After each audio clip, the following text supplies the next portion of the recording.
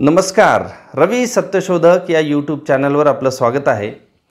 आजच्या व्हिडिओमध्ये मी असे 10 मुद्दे घेऊन येत आहे की जे मुद्दे या 2024च्या लोकसभेसाठी भारतीय जनता पक्षासाठी त्रासदायक ठरू शकतात।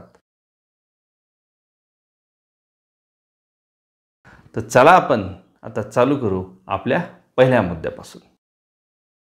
2014 मध्ये माननीय पंतप्रधान मोदी म्हणाले होते, म्हणजे निवडणुकीच्या आधीच ते म्हणाले होते प्रचार करताना की मी स्वामीनाथन आयोग लागू करणार, आणि आता त्यांचं म्हणणं असं आहे की मी स्वामीनाथन आयोग लागू केलेला आहे, पण जर स्वामीनाथन आयोग लागू केला असता तर शेतकऱ्यांची गरिबी कमी झाली असती, शेतकऱ्यांची गरिबी संपुष्टात आली असती, म्हणून असं काही झालेलं नाही।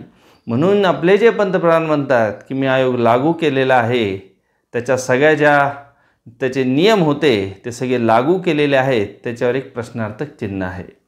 दुसरी गोष्ट त्यांनी सांगितलं होतं 2014 मध्ये की जो मिनिमम सपोर्ट प्राइस असते ती किती असली पाहिजे। समजा 1 एकरला एखाद्या शेतकऱ्याचा 10,000 खर्च झाला, तर त्या 1 एकरमधून जे काही उत्पन्न आले त्याचे शेतकऱ्याला कमीत कमी 15,000 रुपये मिळाले पाहिजे, हे पण सांगितलं होतं। आणि हे सुद्धा प्रत्यक्षात झालेलं नाही, ठरलेलं नाही, आणि त्याच्यामुळे शेतकऱ्यांची गरिबी वाढत चालली आहे, शेतकऱ्यांच्या आत्महत्या वाढत चालल्यात। पण शेतकऱ्यांना एवढंच माहिती आहे की आपण ज्या वस्तू रोज वापरासाठी घेतो त्याच्या किमती मागच्या 10 वर्षात किती वाढलेल्या आहेत, आणि त्याच्याप्रमाणे आपल्या मालाला भाव भेटतो का, तेवढ्या किमती आपल्या मालाच्या वाढलेल्या आहेत का, तर त्या निश्चित नसल्यामुळे शेतकऱ्यांचा भारतीय जनता पक्षाला प्रचंड विरोध आहे। मी महाराष्ट्राच्या बऱ्याच गावांमध्ये फिरलो, बाकी राज्यांचे पण मी सर्वे घेतले, तर सगळ्यात जास्त नाराज घटक कोणता असेल भारतीय जनता पक्षावर, तो म्हणजे शेतकरी आहे। राहिला प्रश्न 6,000 रुपयाचा, तर कसं आहे की मालाच्या किमती बऱ्याच असतात, म्हणजे 20-20, 30-30, 40-40 1-1 लाखांनी जर नुकसान होत असेल उत्पन्नामध्ये आणि त्याच्या जागी जर 6,000 रुपये मिळत असतील तर शेतकऱ्यांना त्याची किंमत नाही आहे। तर हे सगळ्या गोष्टी मी जेव्हा शेतकऱ्यांसोबत बोललो तर त्याच्यातून माझ्या लक्षात आला। हे बघा, जेव्हा महागाई हा विषय येतो ना, तर हा शेतकऱ्यांसाठी सुद्धा आहे आणि जे लोक शहरांमध्ये राहतात त्यांच्यासाठी सुद्धा आहे। म्हणजे ज्या काही गोष्टी आपण विकत घेतो त्याच्या किमती फार वाढलेल्या आहेत आणि त्याप्रमाणे आपलं उत्पन्न वाढलेलं नाही। आता काही जण आहेत IT सेक्टरवाले, ते म्हणतात माझी पगार एवढी वाढली। IT सेक्टरची वाढली याचा अर्थ असा नाही की सगळ्याच फील्डमधली पगार वाढली, सगळ्यांना जास्त पैसा येतो, एका फील्डमध्ये येतो याचा अर्थ असा होत नाही की तो सगळ्या फील्डमध्ये येतो। तर महागाईला मूळ कारण आहे GST, टॅक्सेस खूप जास्त आहेत। समजा एखाद्याला एक कार घ्यायची, तर कार समजा त्याची किंमत आहे 10-10.5 लाख रुपये, 10-11 लाख रुपये, तर त्याला टॅक्सेसच 3-4 लाख रुपये भरावं लागतात आणि त्या कारची किंमतच जाते 16-17-17.5 लाखापर्यंत। आणि बरं, कार घेतल्यानंतर त्या कारमध्ये पेट्रोल टाकावं लागेल, डिझेल टाकावं लागेल। तर हे बघा, पेट्रोलमध्ये काय आहे, 50-60 रुपयांनी जे पेट्रोल द्यायचं आहे ते जवळपास 110 रुपयाला देतात, आणि जे डिझेल 50 रुपयाला द्यायचं ते 100 रुपयाला देतात। म्हणजे तब्बल 1 लिटरमध्ये 40-40, 50-50, 60-60 रुपये आपल्याकडून एक्स्ट्रा घेते, जास्तीचे घेतात। आणि याच्यामुळे काय झालं माहिती आहे का, समजा मी एक सोपं उदाहरण सांगतो। एखादी भाजी आहे, समजा शिमला मिरचीचं आपण उदाहरण घेऊ। आता ही शिमला मिरची समजा आपल्या महाराष्ट्रातून, म्हणजे एखाद्या समजा नाशिक जिल्हा आहे, समजा ह्या नाशिक जिल्ह्यातून समजा ती हैदराबादला जाते किंवा ते दिल्लीला जाते, तर त्याची जी ट्रान्सपोर्टेशन कॉस्ट आहे ना ती दुप्पट वाढली आहे। म्हणून शेतकऱ्यांना काय होतं, त्याचा भाव कमी मिळत आहे आणि जो शहरामध्ये जो विकत घेते त्याला जास्त पैसे देऊन विकत घ्यावं लागते। म्हणून हा जो महागाईचा मुद्दा आहे दोघांसाठी आहे। आता बघा, ट्रान्सपोर्टेशन कॉस्ट कशामुळे वाढते, तर सगळ्यात पहिले जेव्हा आपण गाडी घेतो तेव्हा त्याच्यावर जास्त टॅक्सेस आहेत, नंतर पेट्रोल डिझेलला जास्त पैसे द्यावे लागतात। आता ट्रान्सपोर्टेशन म्हणजे सगळं डिझेलच असतं, मग त्याला जास्त पैसे द्यावे लागतात। त्याच्यानंतर रस्त्यावरचे टोल द्यावे लागतात, आणि ह्या सगळ्या गोष्टीमुळे काय झालं की ट्रान्सपोर्टेशन कॉस्ट वाढल्यामुळे, त्याची किंमत वाढल्यामुळे शेतकऱ्यांना कमी भाव मिळतो आणि जो शहरात विकत घेणारा कस्टमर आहे त्याला ते जास्त पैसे देऊन घ्यावं लागतं। हा पहिला GST एक मुद्दा आहे। पेट्रोल आणि डिझेल हा एक आपल्याकडे मुद्दा आहे, त्याच्यामुळे महागाई खूप जास्त आहे। तर बघा, महिलांना महागाईचा सगळ्यात जास्त त्रास आहे, म्हणून कुठंतरी काही पर्सेंटेजवर, का जास्त फरक नाही पडणार, पण काही पर्सेंटेजमध्ये, काही टक्केवारीमध्ये महिलांचं मतदान भाजपच्या हातातून जाऊ शकतं आणि ते इंडिया आघाडीकडे येऊ शकतं। त्यामुळे महिलांसाठी त्यांनी आरक्षण आणण्याचा विधानसभा लोकसभेसाठी प्रयत्न केला, पण तो फक्त कायदा बनवून ठेवला, त्याचं इम्प्लिमेंटेशन झालं नाही आणि त्याचा महिलांना काही सुद्धा फायदा होणार नाही आहे. उलट महागाईमुळे महिला त्रस्त आहे.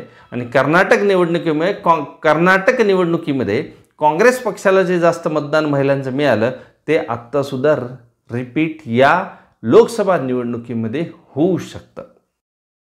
सरळ लढत आहे इंडिया आणि भारतीय जनता पक्ष आणि त्यांच्यासोबत असलेली इतर पक्ष. सरळ लढत आहे, स्ट्रेट लढत आहे. आणि परत मी तुम्हाला कर्नाटक निवडणुकीचं सांगतो किंवा तेलंगणामध्ये जी निवडणूक झाली तिथे सांगतो की मुस्लिम समाजाचं मतदान, जो MIM नावाचा जो पक्ष आहे असरुद्दीन ओवेसी यांचा हैदराबादचा, तर ह्या पक्षाचं मतदान दोन्ही राज्यामध्ये, कर्नाटकमध्ये आणि तेलंगणामध्ये कमी झालेलं आहे.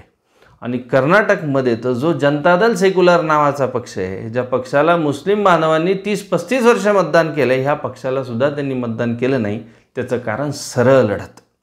मग आता जर सरळ लढत भारतीय जनता पक्षाने इंडिया आघाडीमध्ये होणार असेल तर मग इकडं तिकडं जर मतदान टाकलं तर ते काहीतरी वाया जाईल असं नागरिकांचं म्हणणं असतं. आणि अशी स्ट्रेट फाईट जर झाली तर याचा फटका भारतीय जनता पक्षाला बसू शकतो. मी बऱ्याच लोकांमध्ये फिरलो, त्यांनी सांगितलं हे सरकार हुकुमशाहीचं सरकार आहे. अशा काही लोकांनी मला उत्तरं दिले ज्यांना लिहिता वाचता सुद्धा येत नाही. त्यांनी सुद्धा मला सांगितलं भारतीय जनता पक्षाचं सरकार म्हणजे हुकुमशाहीचं सरकार आहे आणि हे सरकार अजिबात चांगलं नाही. मग मी प्रश्न विचारला, अरे बाबा काय हे हुकुमशाहीचं सरकार काय, तुम्ही असं कसं काय म्हणता?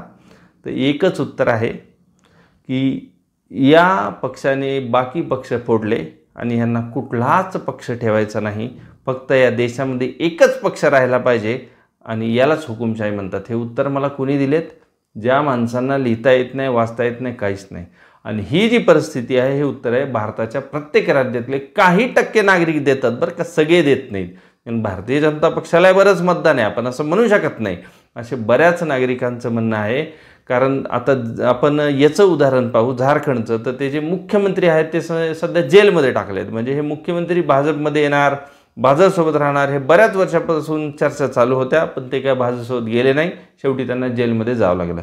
महाराष्ट्राचं तर आपल्या सगळ्यांना माहीतच आहे. आणि जिथं जिथं भाजपची कमी फार ताकद आहे तर प्रत्येक राज्यामध्ये ह्यांनी बाकी पक्ष संपवण्याचंच धोरण आहे. आणि म्हणूनच हुकुमशाही हा मुद्दासुद्धा भारतीय जनता पक्षाला त्रासदायक ठरू शकतो. आणि त्याच्यासोबतच कुठल्याच राज्यातल्या निवडणुका त्यांनी घेतल्या नाही. ती निवडणूक महानगरपालिकेची असो, पंचायत समितीची असो, जिल्हा परिषद असो, नगरपालिका असो, फक्त ग्रामपंचायतच्या निवडणुका घेतल्या आणि ग्रामपंचायतमध्ये कुठल्या पक्षाचे उमेदवार नसतात. पण तेही सांगितलं की बाबा आमचेच उमेदवार निवडून आले, तर ग्रामपंचायत काय ही पक्षाचं चिन्ह त्याला नसतंच. मग बाकी कुठल्याच निवडणुका घेतल्या नाही. इथून पुढे असा संशय येते की एकच जर या निवडणुकीमध्ये भारतीय जनता पक्ष परत निवडून आला तर देशात एकच निवडणूक होईल, ती म्हणजे फक्त लोकसभेची. तिथून पुढच्या दुसऱ्या निवडणुका होणारच नाही. म्हणून हा पक्ष हुकुमशाही आणू पाहते असं सर्वसामान्य नागरिकांचं मत आहे. ज्या ज्या राज्यामध्ये भारतीय जनता पक्षाची सत्ता आली त्या त्या राज्यातल्या सरकारी शाळा त्यांनी विकून टाकल्या किंवा सरकारी शाळा विकण्याची प्रोसिजर चालू आहे. तर हा सुद्धा खूप मोठा मुद्दा आहे. शहरी भागाला एवढा हा मुद्दा जरी जाणवत नसला, शहरी भागातली मुलं सरकारी शाळेत फार कमी आहेत, पण ग्रामीण भागामध्ये हा मुद्दा फार महत्त्वाचा आहे.